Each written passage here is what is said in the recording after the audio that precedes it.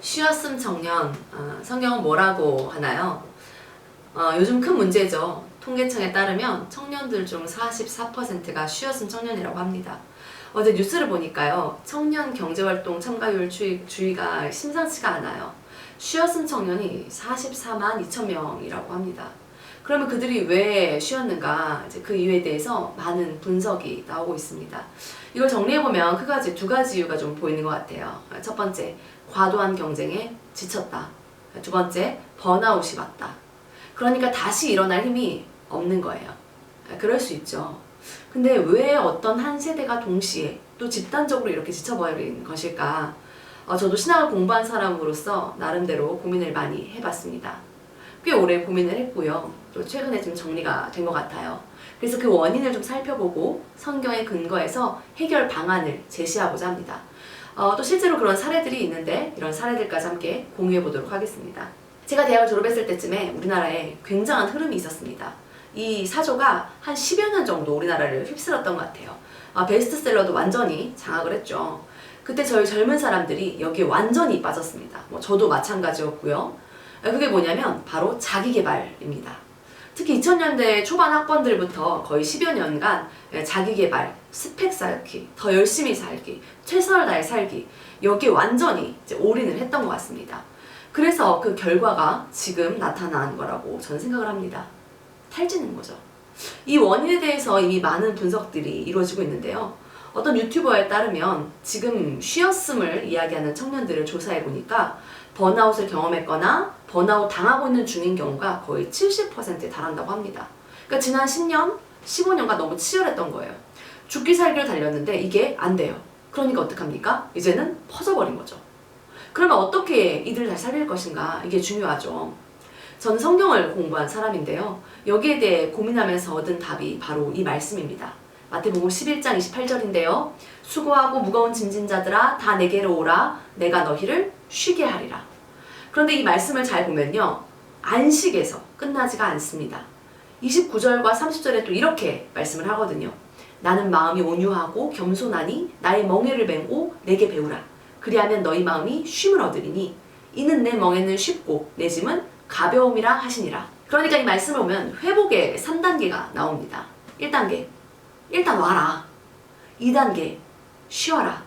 3단계 다시 일해라. 이거거든요. 그러니까 바꿔 말하면 새로운 사명을 주시는 거죠. 그런데 그 사명이 어렵지가 않아요. 쉽고 가볍다는 거예요. 그러면 이제 이걸 어떻게 적용할 것인가? 저는 이 영상을 보는 분들에게 이렇게 권하고 싶습니다. 이걸 여기까지 봤다는 것 자체가 전 정말 대단하다고 생각하거든요. 용기를 낸 것이고 또 하나님의 인도하심이 있었다고 믿습니다. 너무 지쳤다면 먼저 찬양을 들어보는 걸 좀 권합니다. 근데 진짜 힘들 때는 찬양 가사 들을 때도 귀에서 피가 나요. 안 들려요. 그럴 때는 반주만 나오는 피아노 찬양 이런 거를 틀어놓고 계시는 것도 좋은 것 같습니다. 그 다음에 예배를 드려보십시오. 예배는 하나님을 만나는 겁니다. 연결되는 거죠. 하나님과 연결되면서 영적으로 충전이 되는 겁니다. 스마트폰을 생각하면 쉬운데요. 스마트폰을 안식하게 하면 어떻게 하게 될까요? 충전해야 되잖아요. 그죠? 재밌는 게 스마트폰에 충전기를 꽂으면 이걸로 뭐 유튜브를 보고 게임을 하고 뭘 해도 배터리가 올라가요. 방전되지 않아요. 그런데 충전기를 연결하지 않잖아요. 그러면 아무것도 안 하고 핸드폰을 두는데도 방전이 됩니다. 그러니까 예배를 드리다 보면은 내가 하나님과 연결되면서 충전이 되는 거죠. 그러면 조금씩 감이 잡힐 겁니다. 하나님의 인도하심이 있는 거죠. 그런 경우 정말 많이 봤거든요. 제가 하나만 좀 말씀을 드려보려고 합니다. 더 많은 정보는 또 저희 수련회 때 말씀을 드리겠습니다. 제가 2006년부터 2010년 초까지 대학을 졸업하고 임용고사를 준비했는데요. 새벽 5시 넘어서 일어나서 출발하면 밤 12시까지 공부했어요. 매일 정말 죽기 살기로 달렸거든요. 근데도 이제 안 되더라고요. 그런데 감사한 건 제가 무너져도 다시 일어날 수가 있었습니다. 어떻게 일어날 수 있었을까 생각을 해봤습니다. 제가 고3 때 수련회에서 하나님 만났습니다. 그리고 지금까지 정말 전력 질주했거든요. 근데 제가 딱 하나 철칙으로 지켰던 게 있는데 바로 주일입니다. 주일은 그냥 철저하게 하나님 앞에서 쉬었습니다. 친구들이 다 뭐라고 했어요. 너 주일날 공부 안 하고 뭐 하냐고. 근데 성경에 쉬라 그랬잖아요. 그래서 그냥 쉬었던 거예요. 지금도 제가 주일마다 쉬기 때문에 달릴 수가 있습니다. 그리고 여름과 겨울에는 반드시 3박 4일 수련을 다녀왔습니다. 수련회 가서 다시 마음 잡고 또 한 학기를 달리는 거죠. 제가 14년간 이제 사역을 하면서요, 이 방법을 정말 많이 전했습니다. 그렇게 해서 인생이 바뀐 경우를 진짜 많이 만나보았습니다.